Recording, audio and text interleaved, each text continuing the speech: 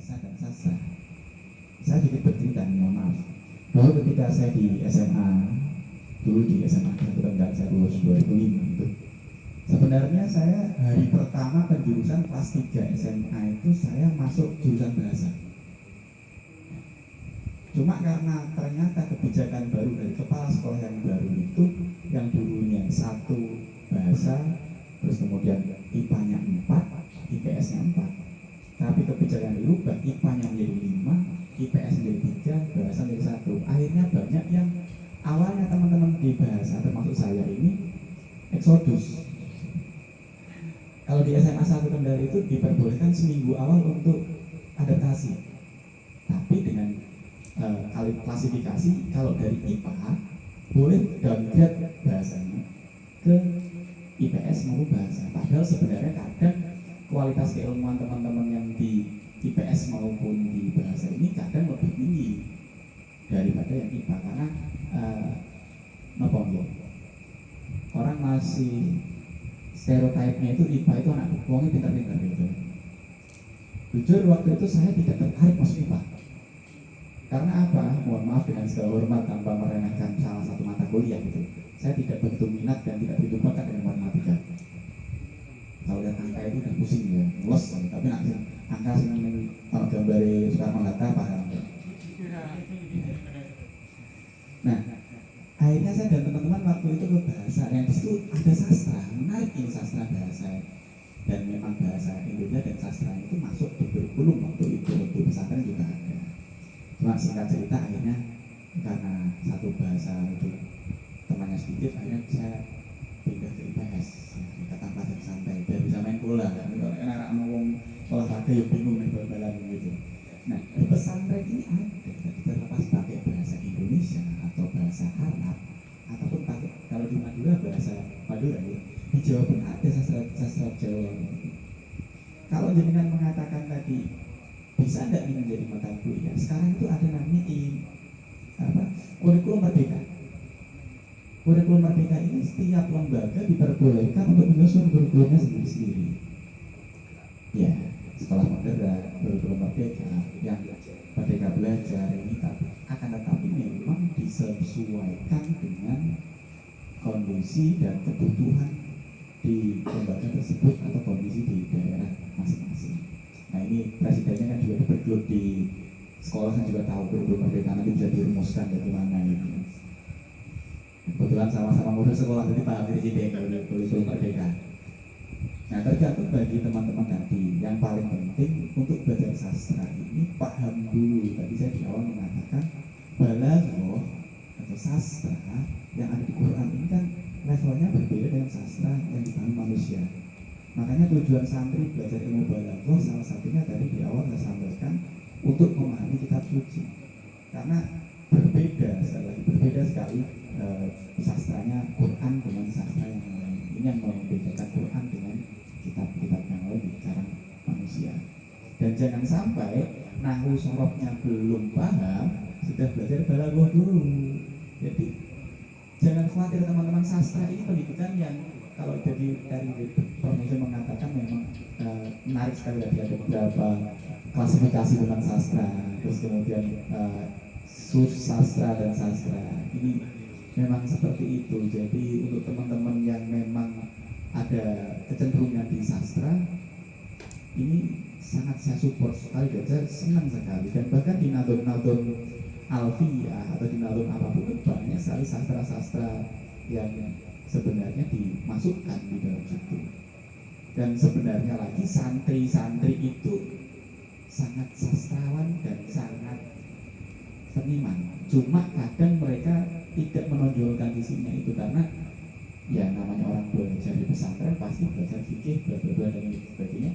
Saya mengatakan ini sebagai pelengkap, walaupun sebenarnya sastra ini juga kebutuhan selain seni dan lain sebagainya. Ada dan sebagainya itu. Contoh kecil seperti ini dibuktikan ya dengan adanya Reddy Basari ini, bahwa ini mendukung statement saya bahwa santri itu sastrawan, santri itu juga seniman. Karena banyak juga kiai-kiai atau gus-gus yang tertarik di seni. Tadi juga dicontohkan lagu beberapa dari Kiai Kanjeng, ini juga basicnya dari santri juga. Di Dewan Syafi'i saya banyak sekali. Kalau misalkan bahasa sekarang santri itu bucin ya, itu juga banyak gitu. Mungkin saya contohkan gini aja, kita ambil dari nahu saja misalkan. Ini mungkin gombalan, bahasa naskah gombalan ya. Misalkan dari mubtada dan khobar saja, saya bisa membuat seperti ini. Misalkan dengan pasangannya halalnya, istrinya misalkan ya, bilang seperti ini. Saya dan kamu itu bagaikan mubtada dan khobar. Apa itu mubtada dan khobar? Mubtada dan khobar, mubtada dan khobar. Khobar itu selalu mengikuti mubtada yang selama dibaca rofa, dibaca dom. Maka karena kita bagaikan mubtada dan khobar, jangan sampai ada ambil nawasih di antara kita. Ya, jadi jangan sampai ada orang ketiga yang merusak amal dari mubtada khobar yang selamanya rofa. Ini contoh saja, ini tentunya untuk bagian hal-hal seperti itu Raidu Basar lebih jago dari saya, karena tadi dia menyampaikan dulu dia lebih banyak menulis daripada berbicara. Kalau saya kebanyakan berbicara, kurang menulisnya, seperti itu mungkin ya. Assalamualaikum warahmatullahi wabarakatuh. Terima kasih, ini giliran saya. Saya mendengar jawaban Gus Rifkin, tiba-tiba saya teringat bahwa salah satu kelemahan santri, mungkin ini juga nyambung dengan apa yang disebut introvert tadi oleh Prof. Mujahirin, bahwa salah satu kekurangan santri yang mungkin saya temukan atau mungkin juga dirasakan oleh santri-santri yang lain adalah kurang percaya diri, kurang pede. Jadi dari lulusan pesantren sendiri, misalnya sudah jadi kiai kayak Bisrifil misalnya, itu kenalan sama orang, nama Anda siapa? Saya Rifkil. Paling jawabannya bukan, saya Kiai Rifkil. Itu kan salah satu contoh dari ketidakpercayaan diri seorang santri, padahal ilmunya udah daki-daki. Saya mengamati berbagai profesi manusia, terutama di lingkungan kita di Jawa, itu hanya dua profesi yang berani menyebut dirinya itu kebanyakan ya, secara percaya diri. Yang pertama itu dokter, yang kedua polisi. Bapak dengan kenalan dengan dokter, saya Dokter Susi, pasti dengan penuh percaya diri kepada calon pasiennya atau kepada kenalannya. Ada juga yang polisi, saya Jenderal D misalnya. Nah, tapi saya menemukan ini fenomena Gus Baha ini menarik sebenarnya. Beliau secara tidak langsung mengajak kita untuk percaya diri jadi santri.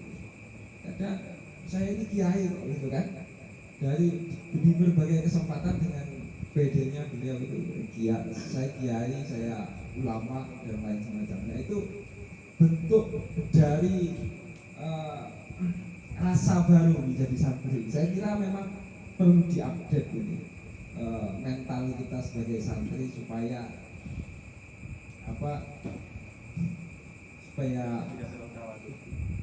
tidak terlalu introvert, tidak terlalu. Mungkin kalau kita berkaca kepada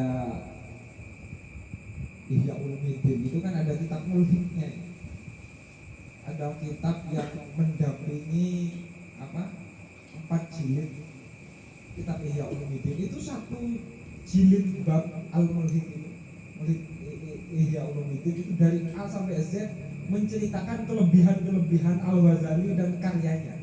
Itu sangat pede banget. Ternyata kita jauh kalah jauh PD-nya. Atau mungkin ya banyak sebenarnya ulama, mungkin Asy'arawi mungkin ya. Iya, dia sangat menampilkan diri sebagai orang yang berilmu. Ini mungkin yang kita kita kekurangan atau mungkin terlalu lama dijajah oleh sistem, oleh keadaan kita. Bahkan hari santri baru ada gitu. Undang-undang pesantren juga baru ada, bahkan strategi kebudayaan juga baru ada, sehingga pelaku kebudayaan, apalagi dia seorang santri, itu baru seolah-olah baru keluar dari rahimnya gitu.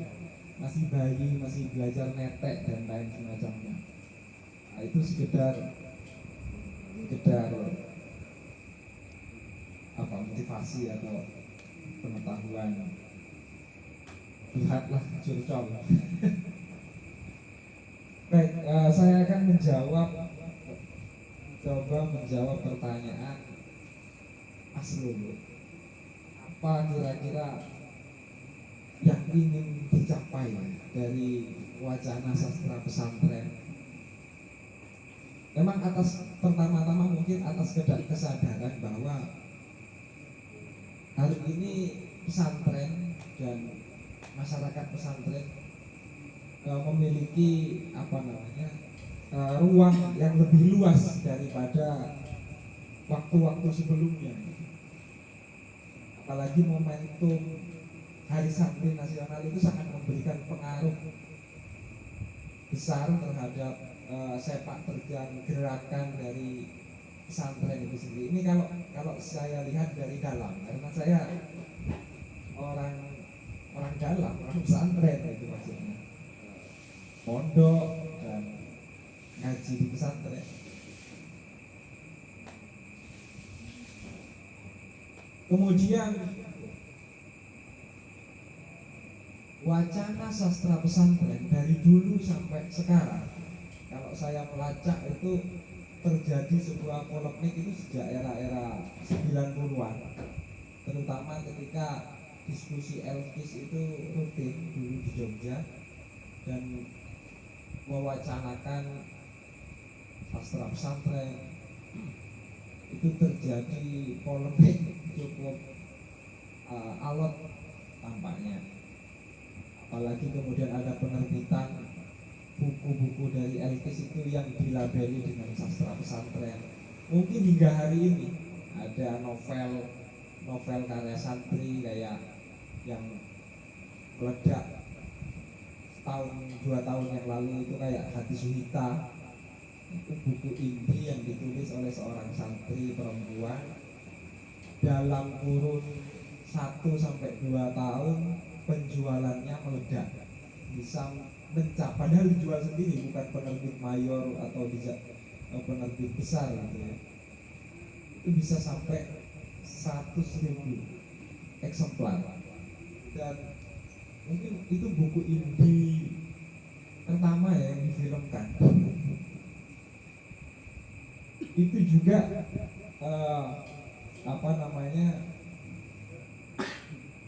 melabeli dirinya sebagai sastra pesantren. Ini mungkin, ini muncul kemudian polemik-polemik yang lama mengendap, kemudian muncul lagi, terutama di lingkaran sastrawan ya, atau pengamat-pengamat sastra. Meskipun dalam perjalanannya kebanyakan memang istilah-istilah penamaan dalam tradisi kritik sastra kita itu selalu seperti berjalan di tempat atau tidak ada tidak ada kelanjutannya. Misalnya kayak sastra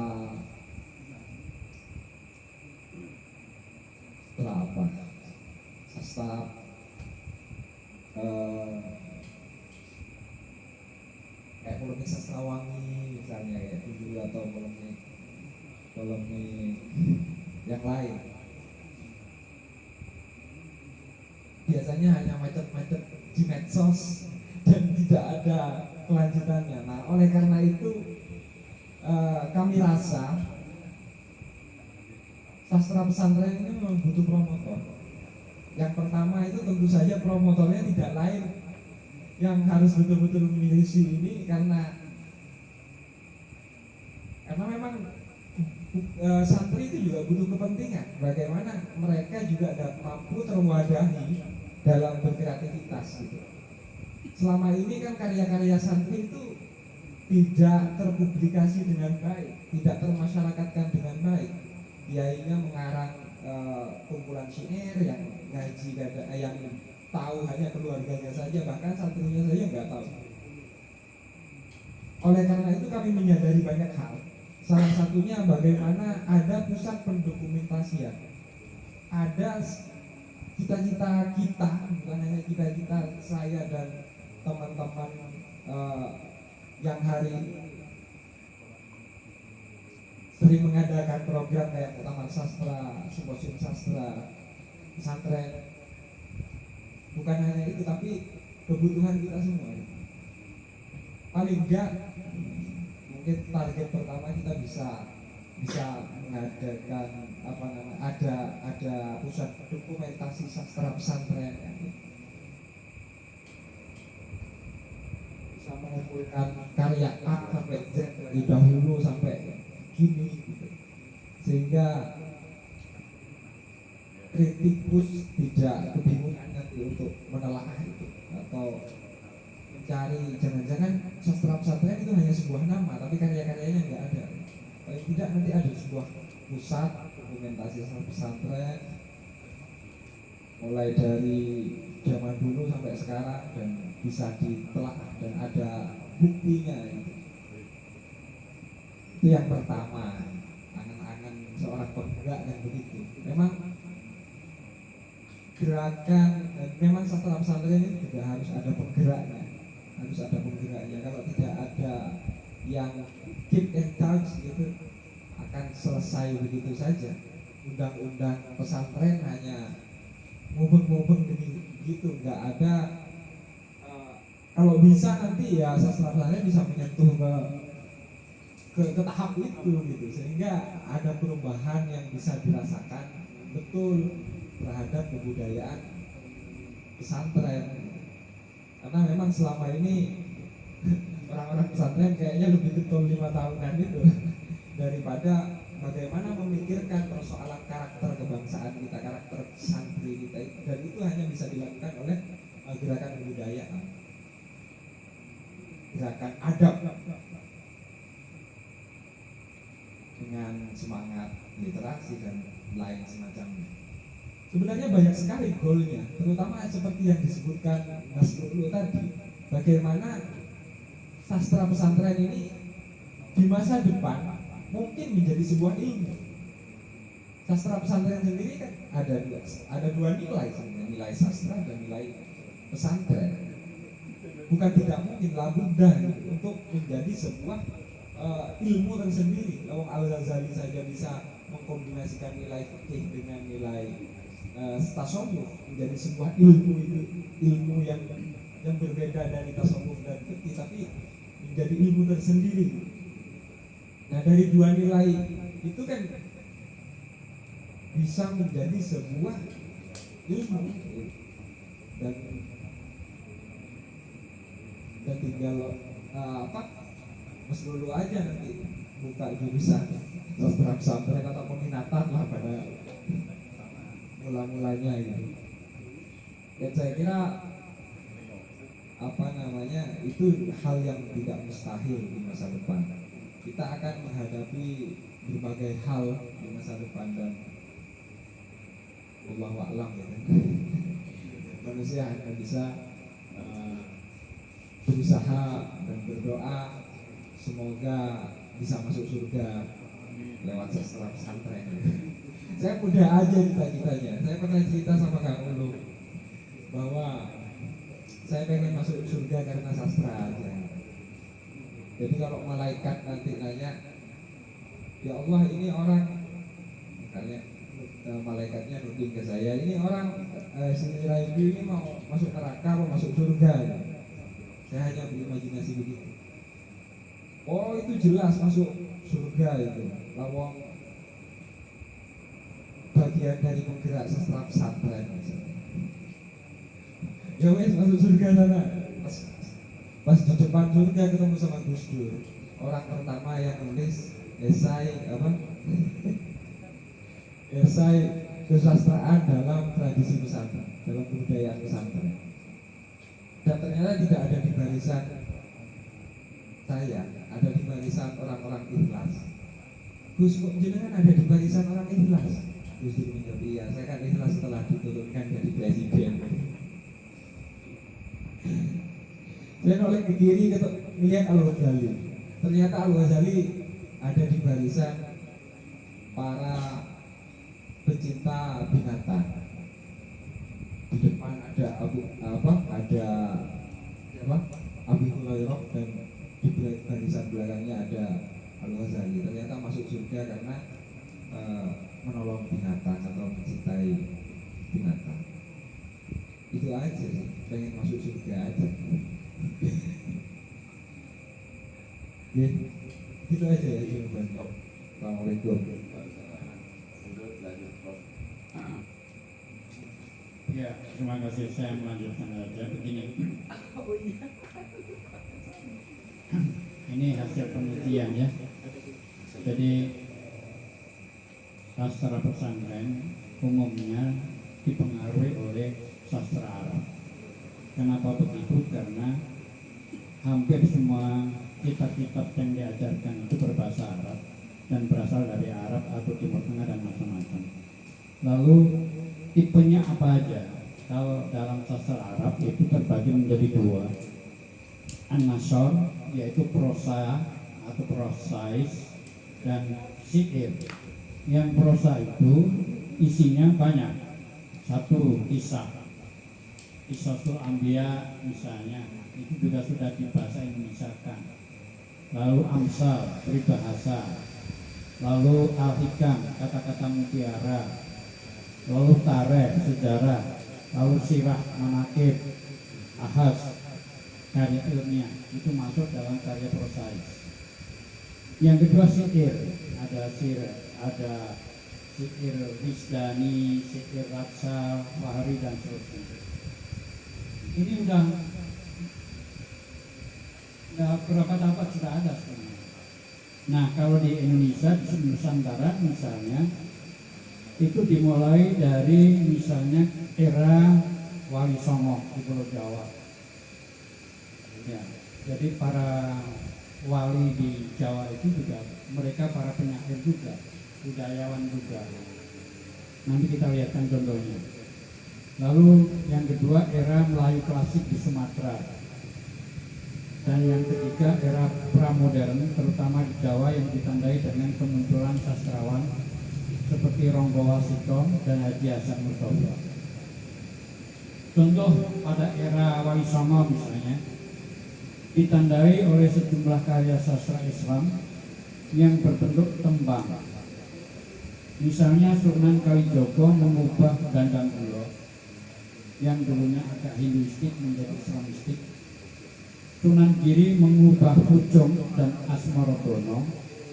Sunan Bonang mengubah Durmo.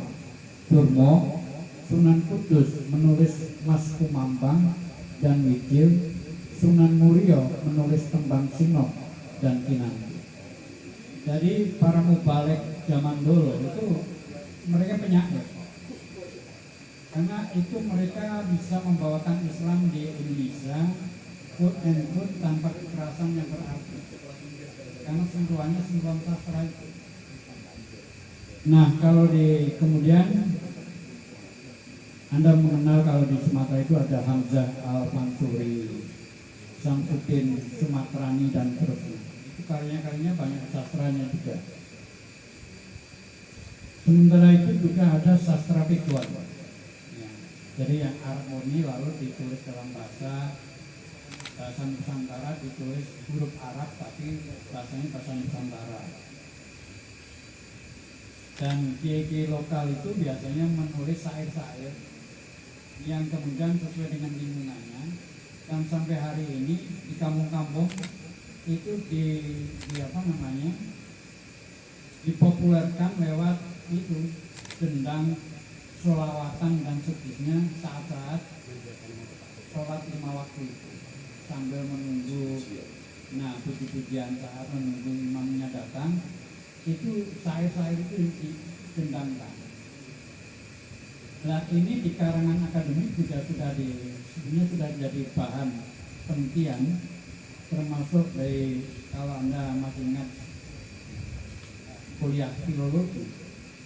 Kuliah filologi itu kuliah yang isinya membahas tentang kitab-kitab, mulai dari zaman dulu sampai sekarang.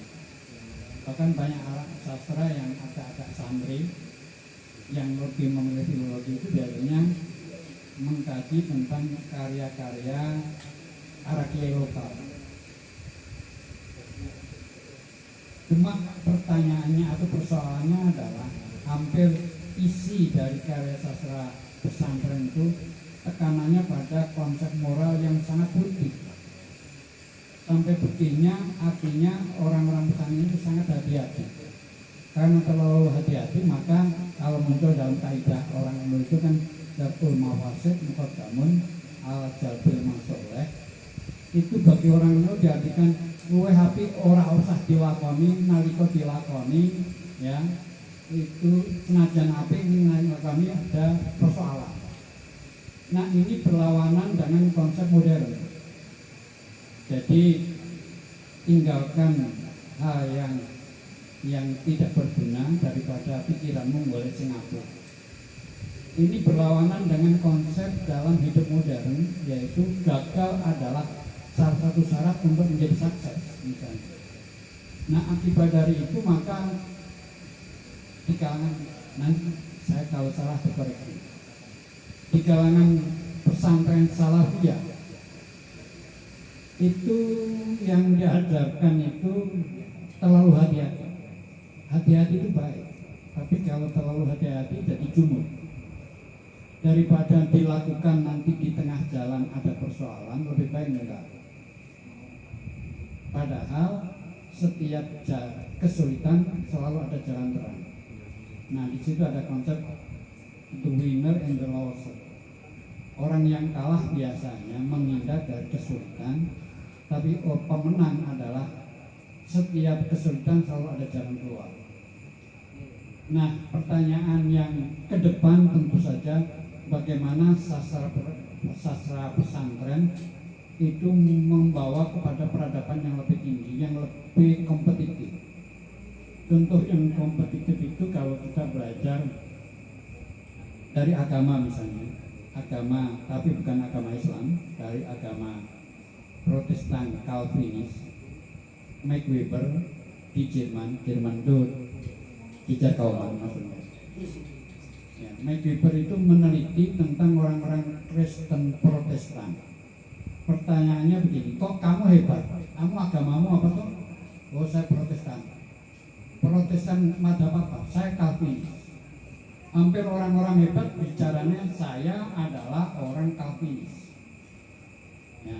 Yang lain kamu kok biasa-biasa saja? Ya, saya Katolik. Nah, lalu Max Weber ini sebagai peneliti ingin tahu sebetulnya pengaruh agama itu apa dalam kehidupan real masyarakat.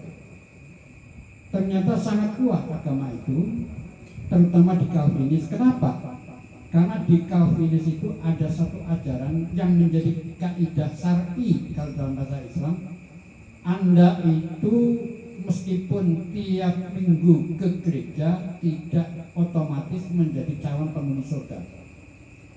Satu-satunya cara bahwa Anda ditandai sebagai calon penghuni surga adalah kerja keras. Jadi kerja keras itu fardu ain di dalam ajaran Calvinis Protestan. Nah, menyebabkan mereka masyarakat Protestan di Jerman yang beraliran Calvinis secara umum adalah orang-orang yang sukses. Tapi di balik itu juga di sana ada ketegangan, ada bunuh diri. Sebaliknya di kelompok masyarakat Katolik orangnya biasa-biasa saja, tapi nyaman, aman. Nah, pikiran saya orang Katolik itu seperti kalau di Jerman seperti orang NU di Indonesia gitu. Enggak sukses tapi uripnya nyaman. Akeh berkaya, pokoknya selamatan terus macam-macam gitu. Enggak penting jadi pejabat gitu kan kira-kira. Sehingga kalau Anda lihat orang Islam jadi pejabat 20 tahun yang lalu, kalau dia orang Islam hampir pasti Muhammadiyah. baru akhir-akhir ini aja Muhammadiyah mendapat saingan keras dari orang NU, karena sekarang itu di NU tidak hanya dokter yang banyak, profesor yang banyak juga di NU. Betul itu. Ini secara diam-diam ini menjadi saingan berat bagi Muhammadiyah. Iya. Nah, dulu 20 tahun yang lalu pejabat kok ngaku NU itu saru gitu ya. Itu kampungan banget gitu. Masa pejabat kerja di NU. Sekarang Erick Thohir aja jadi bancer, gitu kan kira-kira kan. Bangga banget jadi orang NU. Itu luar biasa.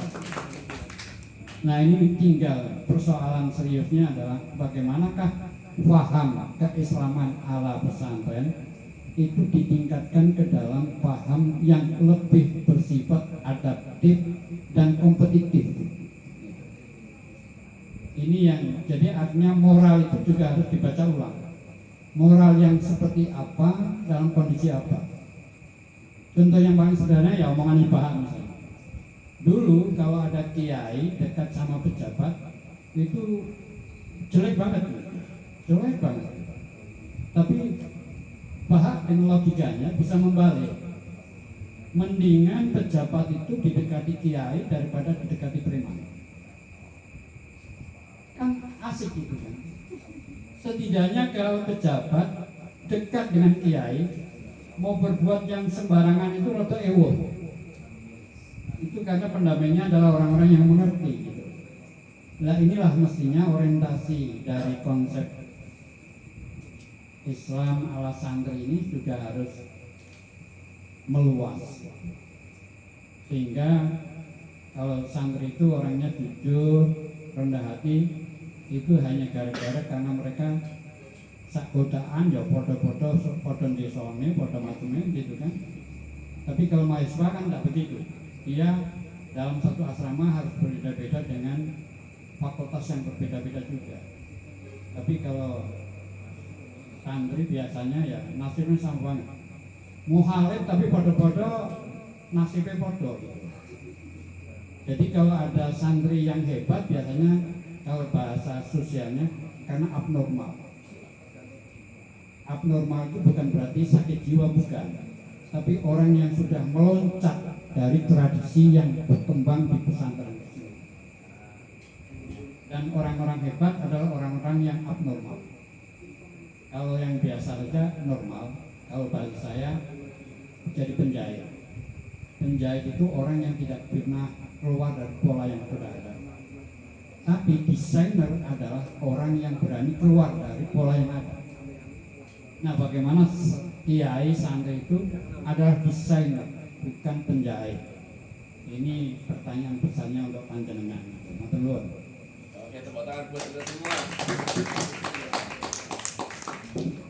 Wah, ternyata ini pembicaraan yang cukup serius ya, tentang masalah pesantren, dan semoga nanti ini jadi bahan untuk perumusan ulangi istilah ini, aspirasi dari daerah untuk nanti juga ke sana matang gini masalah itu nih.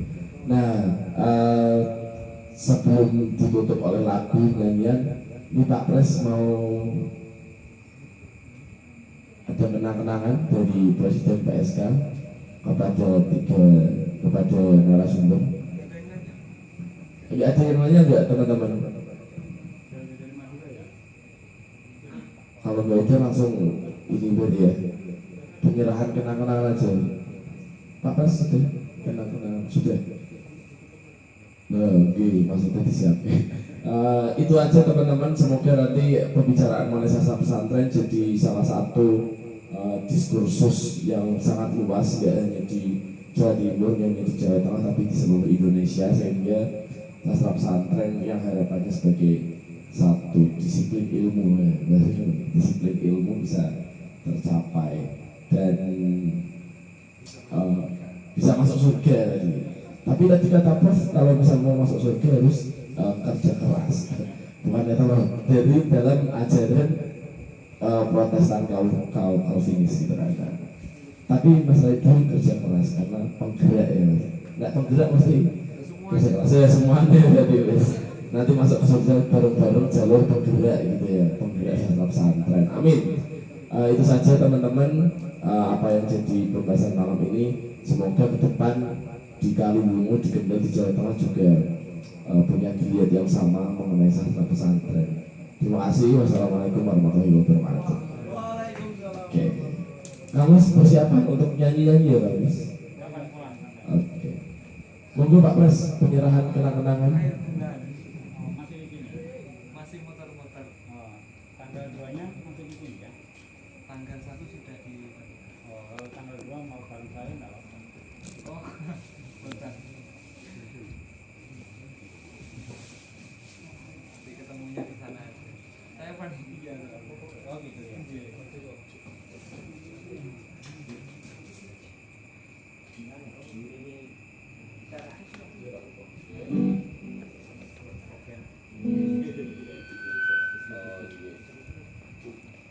Nah, monggo Mas Regi, Mas Rizky. Monggo, Jadi kedua. karena Prof sudah punya sofanya, Saya tahu kok itu paling-paling ya tahu kok. Prof itu udah komplit bro. Hanya Oppo nih. SK. Oke, Buku terbitan PLK jadi Allah tersuun manfaat nih. nanti Gus Rizky mau bikin. Oh gitu. Cek Pak Joko Susilo untuk menyerahkan karyanya. Monggo Pak Joko. Oh, monggo Presiden PSK menyerahkan karya Pak Joko untuk Dan ini Mas Regi. Nyun Sewu Gus Tunggal Tok gitu. Kesal tadi ya? Kesal lagi. Sehingga jare Untuk yang luar provinsi. Oke, ngono. Iya, matur nuwun. Penuh ini kau pelukisan ini kau. Jadi ganteng saya. Makanya Foto bareng, Gil foto langsung ke Mas Joko. Foto, Prof. Monggo teman-teman semuanya. Teman-teman, monggo. Semuanya, monggo, monggo. Monggo, monggo. Ayo, ayo, ayo. Foto saya, foto saya. Ya. Dulur, monggo. Ini nanti diskusinya boleh umum. Foto saya. Pasukan kiri, but foto. Iya, Rosa. Oke, ayo semuanya. Monggo standar. Oh, ada cewek ini bagus ini ada cewek ini. Tengah. Ya. Cewek sejuk, harus cuy. Yes. Ada perawan sarang penyamun ini. Ini ya, Tre. Serius kamu ini. Ono sing nggawe fasilitas negara. Paling melu foto. Paling melu foto. Namun gandasan ini kok pinggir. Gitu. Ya. Iji. Gandasan. Yo. Serius.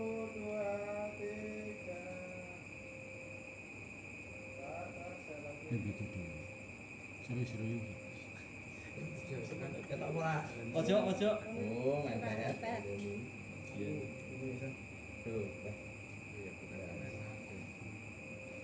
Satu pakai HP. Mati dewi.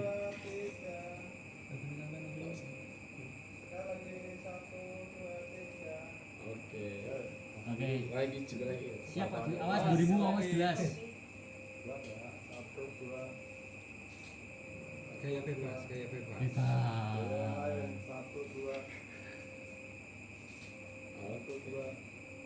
Ih, hasilnya apik orang kuwi Mas. Lu tukang foto. Oke, diskusi dilanjutkan di bawah sekarang Kang Muse untuk sambil monggo Kang Muse.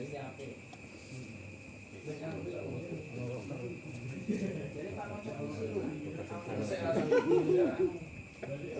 diskusi tentang